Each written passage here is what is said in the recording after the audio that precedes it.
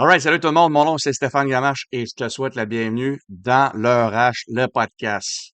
Donc, aujourd'hui, je te parle de la chasse, la période de chasse, de la sécurité, de la prévention et qu'est-ce qui doit être fait avant de partir pour ton zone d'opération à la chasse. Est-ce que tu as toutes tes affaires prêtes à partir? Et est-ce qu'ils sont tes équipements, est-ce qu'ils sont vraiment adaptés pour aller à ta chasse? Ça, c'est plusieurs questions en même temps et je vais passer en travers pour vous expliquer puis vous faire un refresher. Ça fait toujours du bien. Ça a toujours sa place de faire des mises à niveau ou de se faire rappeler Ah, j'ai-tu checké telle affaire? Une checklist, OK? Donc, ça va te permettre de t'aider à te dire ça c'est fait, ça c'est fait, ah, ça j'ai oublié ça. Au lieu d'aller par mémoire. Donc, en frais de déplacement dans le bois, vous savez, comme vous savez, j'ai été militaire dans l'infanterie et puis j'ai servi dans le Royal 22e Régiment. Donc, l'infanterie, on est sur le terrain, déplacement dans le bois, dans la forêt, déplacement tactique, les traces, les ci, les ça, l'équipement nécessaire. Une grosse préparation avant d'aller dans un déplacement. Maintenant, ça s'applique numéro un aussi pour la période de chasse. C'est les gens qui s'en vont dans le bois. Euh, Il faut être prêt, avoir une bonne préparation, de se dire dans sa tête que on est clair, OK? Ça prend une trousse, mais une trousse de premiers soins, OK? Et à jour. Adapté pour le magasin. Et ce sont des trousses montées pour du général, OK? Donc, est-ce que tu as tant de besoin de pansement que ça? Est-ce que tu as les éléments nécessaires pour aller à la chasse? Puis quand on parle de chasse, on parle de quoi? On parle d'armes à feu. Donc, il y a des branches, il y a des petits pièges ou de quoi de même. Peu importe la situation qui peut t'arriver, tu peux pas négliger rien là-dessus. Donc, on va parler d'arrêt pour les saignements. OK? Une balle perdue ou ben non, tu t'accroches, ben, ça te prend de l'équipement médical adéquat pour répondre à ces besoins-là. Donc, as-tu besoin de 50 000 plasteurs? Possiblement pas. Ça va te prendre des bandages compressifs, ça peut, tu sais, tu comprends? Ça vous prend, faut savoir adapter la trousse à votre manœuvre, à vos déplacements, à votre opération que vous voulez faire. Donc, trousse de premiers soins. Maintenant, on parle de trousse de survie. OK? Ça veut pas dire que même si tu connais ton chemin, que tu te dis que tu te perdras pas, il arrivera rien. On ne connaît pas. Vaut mieux prévenir que guérir. OK? C'est l'expression qui est utilisée depuis toujours. Donc, moi, je suis de cette école de pensée-là. Ben, moi, tant mieux l'avoir, mon petit kit de survie qui traîne dans mon sac ou proche de moi. Et si je n'ai de besoin, ben, je vais l'avoir. OK? Te dois de tomber en mode survie. Ça le dit, le mode, il est en mode survie. Tu peux t'amener aussi des petites nourritures, des petits sachets que tu traînes tout le temps sur toi. Un des bons trucs que je peux vous donner, un petit conseil, c'est quand que tu vas à te déplacer, tu laisses ton sac ou quoi que ce soit ça de même, que tu déposes tes choses et tu t'en vas. Tu pas besoin de ton sac. Ben, traîne-toi quelque chose pour te garder hydraté. Il y a des petits sachets de nutrition qui existent. Écoute, les façons de se garder hydraté, les produits, il y en a, il y en a. Et il y a des minéraux spécifiques pour justement t'aider à ton système de passer en travers et de rester en vie. Par la suite, on va parler de les règles de sécurité. Les règles de sécurité pour aller à la chasse sont primordiales. OK? C'est impérativement primordial. Donc, il y a 4 règles universelles. Il y a de le maniement d'armes. OK? La sécurité sur le terrain. Ensuite de ça, on va parler de la position de tir. Ne jamais pointer ton arme sur personne et manier son arme. OK? Faire du maniement d'armes de façon sécuritaire. Assurer qui est up-to-date, OK? Qui a été zéroté, qui est bien entretenu, un bon entretien, une bonne maintenance dessus, et que tu es good to go. Communication et signalement, OK? Important, votre gilet orange, de le porter.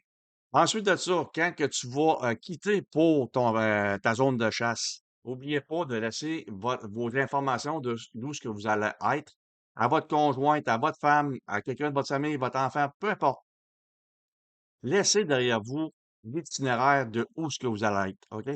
Fait que s'il arrive de quoi qui est pas normal ou que vous répondez pas, ben, à ce moment-là, ça va, s'il arrive de quoi, ou que ça fait quelque temps qu'ils ont pas de nouvelles, les autorités vont être averties. Puis à ce moment-là, ça va faire quoi? Eux autres, ils vont pouvoir dire, OK, on a déjà une ligne directrice, on a le trace, OK, son parcours, donc on va partir avec ça. Il y a des fortes chances ou des bonnes chances qu'ils puissent vous retrouver rapidement parce qu'ils ont, ils ont le trace de ce que vous êtes parti. OK? La direction, etc. De signaler, d'avoir des communications, OK? Avoir des moyens de communication, GPS et si votre téléphone pogne, si le téléphone est capable de capter les signaux, parfait. Mettez votre GPS en fonction. Comme ça, ben, ça, il va être, vous allez être plus facile à être retraçable. OK? Puis, euh, une des affaires aussi qui est un aspect de sécurité qui est très, très importante, c'est celui de tu ne vois pas, tu ne tires pas. OK? À chaque année, il y a tout le temps des petites, pas des erreurs, mais il y a des tirs, c'est nous autres, on appelle ça blue and blue, mais un tireur qui tire parce qu'il est trop énervé, il va aller tirer, puis il pense que il y a un animal devant lui. Finalement, c'est un autre chasseur. Pour quelque raison que ce soit, il y a le stress qui embarque, puis paf, un coup est parti, c'est terminé, ça pardonne pas. Donc, il faut être très, très, très vigilant. S'assurer que votre corridor d'opération, de chasse, il est clair, qu'il n'y a pas personne qui va là. Tu sais, il y a des distances à respecter au niveau de la distance selon votre calibre d'arme et des arcs de tir. All right? C'est pas un 360 self-service, là. OK? Donc, vous avez une direction. Faut pas vous oublier que vous avez d'un endroit où il y a possiblement du monde derrière vous. OK?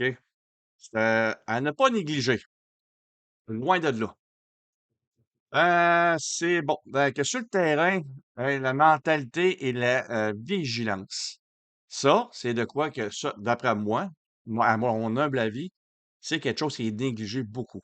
Euh, Être vigilant, ne pas être téméraire ou être nonchalant. La gestion du stress, l'excitation du moment. OK? Hey, tu le terrain de chasse, t'es tout fébrile, puis je vois quelque chose bouger, bang! Est-ce que tu es sûr que c'est ça que tu as vraiment tiré? Est-ce que tu as tiré une orignal ou un chevreuil? Tu le sais-tu? Assurez-vous de voir, d'avoir une validation positive de votre gibier. C'est très important, les amis. Parce que malheureusement, c'est pas tous les chasseurs qui vont mettre leur dossard, où ils vont le mettre correctement, qui sera visible et non. Ça joue c'est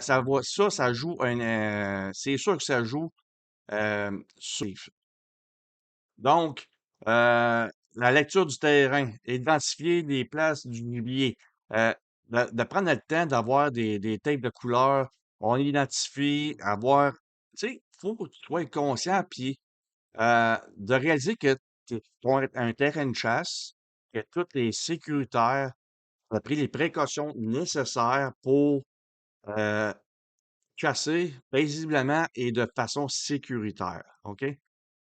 Euh, donc, quand que tu vas à la chasse, puis il y a du monde qui sont nouveaux avec toi, c'est important d'avoir quelqu'un que la personne qui est à côté de lui, ben, qui soit capable de le tempérer, de le dire: «Waouh, attends un peu, c'est pas le bon moment».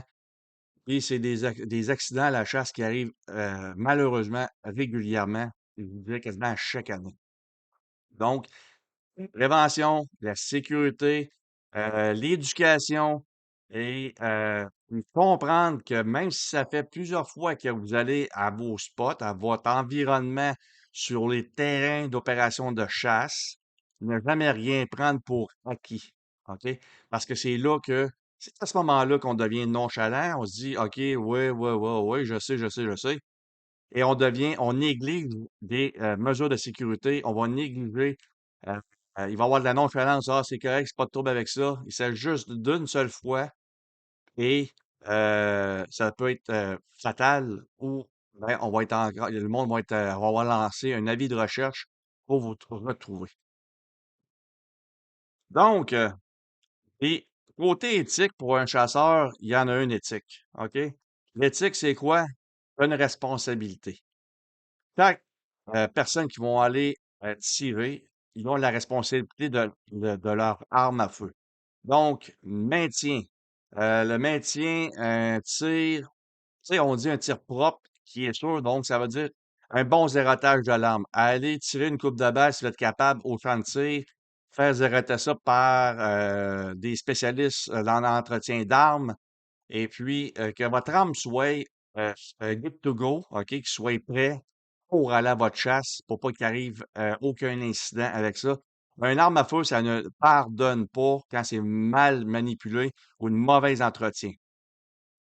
Par la suite, on va parler de récupération du gibier. Ça, c'est correct. Ta, ta, ta, ta, ta. Donc, en résumé, les amis, en résumé, ce que je veux, en résumé, de tout ce que je viens de vous parler là depuis les 10 dernières minutes, tu sais, euh, avoir une bonne préparation, être sécuritaire et respecter votre environnement d'opération de chasse, votre secteur de chasse, être sécuritaire en tout temps. Vous maniez une arme à feu, c'est très dangereux, donc ça pardonne pas. Par la suite, on va parler de la bonne préparation. Faire une checklist et tu fais tes vérifications.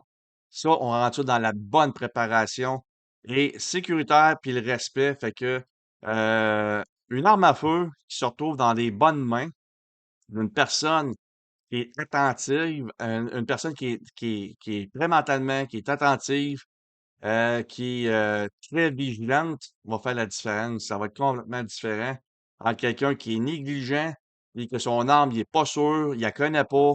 Ça, c'est une affaire qui est très importante, c'est de bien connaître son arme et s'assurer qu'elle est sécuritaire et avec une bonne entretien pour effectuer un bon tir précis afin de récolter de façon sécuritaire.